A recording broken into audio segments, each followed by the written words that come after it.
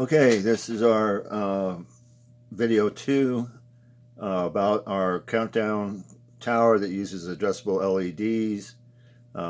Race Coordinator has added a new feature to their software, which is, I think, a really great feature. And we're really happy and pleased to provide the hardware that supports this new function of Race Coordinator. Right now, I'm going to show you how to get into the area where you set up the tower. You click on Track Setup, Expert Track Setup, then click on Configure. And for this bench test, we'll go real quickly. In general, you can set the brightness of LEDs, you can set flash rates, you can override the default lane colors. You could type in your own lane colors, purple, orange, chartreuse, whatever your lane color is, to indicate to override the default colors as they are here or in the order that they are here. And then we offer up to 3 strings of LEDs, currently possibly 12 LEDs. 20 LEDs per string is so far where we're kind of happy with. And you go into each string setting is the same features, but so basically you could have 3 countdown towers mimicking each other's functions. But we're set up for 1, so we go into LED string 1. And in here we have changed the settings through the drop-down menu to be the function that we want to illustrate for this bench test. And in here you'll see that you can set, we have it set heat leader for lane 1 is using 5 LEDs, heat leader 2 is using 5 LEDs, lane 3 is using 5 LEDs, and lane 4 is using 5 LEDs. And I'm going to show you can change to this to heat leader 4, because actually we want heat leader 3, 4. There's 1, 2, 3, 4, 5. So that's what we I happened to found something that I missed, so I changed it to heat leader 4. So basically each lane gets to use 5 LEDs of their color to indicate they're leading the race. Where this might be ideal is if you have the tower suspended over the lanes. We can provide a support system for that, or you can create your own support system, but place it so that it's above the lanes, and then orchestrate these LEDs to light up over the correct lane in the correct color. So we think it's a really cool feature. It's a lot of fun to play around with. So let's go ahead and get to the race so you can see how it functions. So once you make changes, you got to click accept, and after clicking accept, you got to click update. And after it does the update, you can close that window and go right into a race. So let's go ahead and do that. Now, when the race starts, it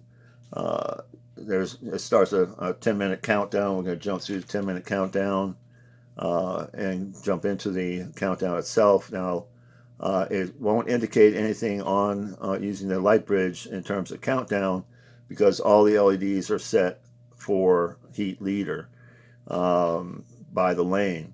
So you'll not see a countdown in the tower, even though we could have combined a countdown with the heat leader. This demonstration is just to show how it will light up the lane colors over each lane. 5, 4, 3, 2, 1, go. So each car passes over the sensor, and whichever passes the sensor first, New race leader. the LEDs change to the color of the lane that's leading. So if another car passes, say New race leader. This lane passes, indicates lane the yellow lane is in the lead, so the LEDs change to yellow in that position. And for the lane 1 position, now let's say it's lane 4. New race leader. Lane 4 is red, so it lights up red over lane 4.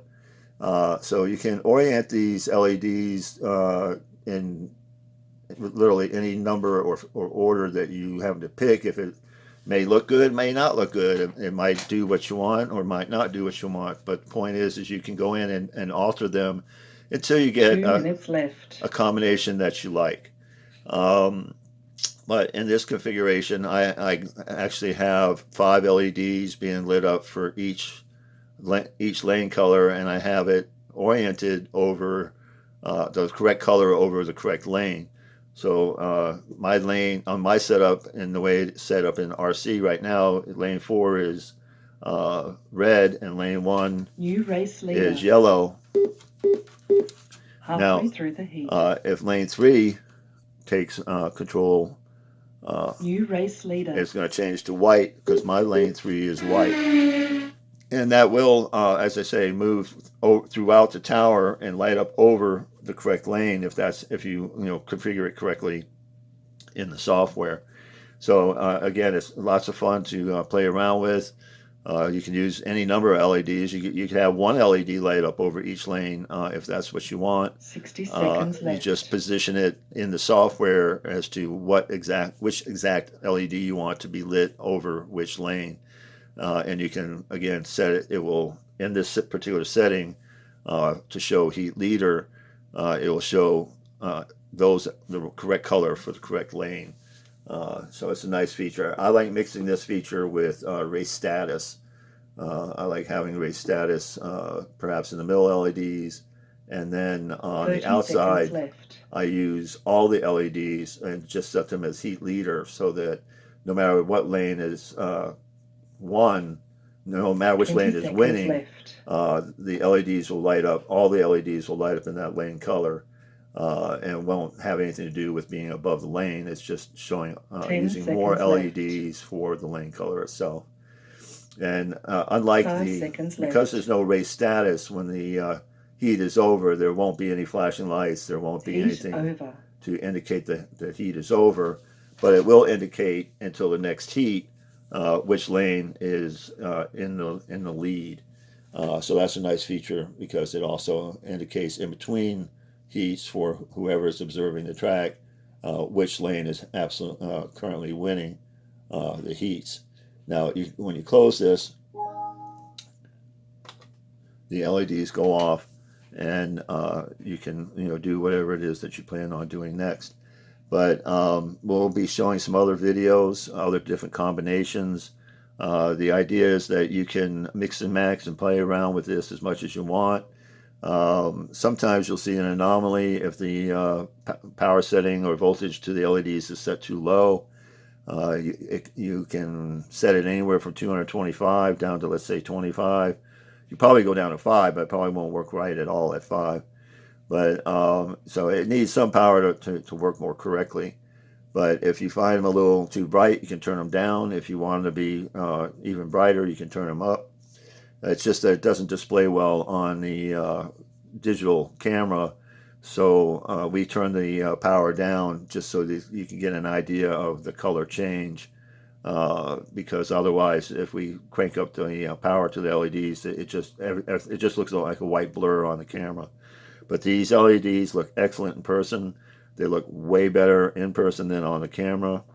So please bear with us in that way, and trust in us when we tell you that they definitely look better in person than they do on the camera. And I wish we could improve that, and we're working on a way to present a better video so that we have a more realistic portrayal. But a lot of people are enjoying this feature. I'm enjoying it. I'm having a lot of fun playing around with it. And we'll continue to put out a couple bench tests to show different functions and ways to put them together. But in the end, it's really up to you how you configure it, what it does, how it does it. And if it's, again, not the way you like, you can go in and change it. There's nothing you can break, and just change the settings around and see what happens. Thank you very much for your time. Please visit our partner, Race Coordinator, and see what they're up to currently. And we appreciate you visiting Viasue.com and telling your friends about Viasue and our lap typing systems and the accessories that we have. So please share this video with other friends, and we hope that you guys get as excited about it as we are. There's no other system out there that can do these things. we're breaking new ground, and all in the name of trying to make slot car racing fun and entertaining for the people that enjoy this great hobby. Thank you very much for your time, and we're going to go on to video 3. Thank you.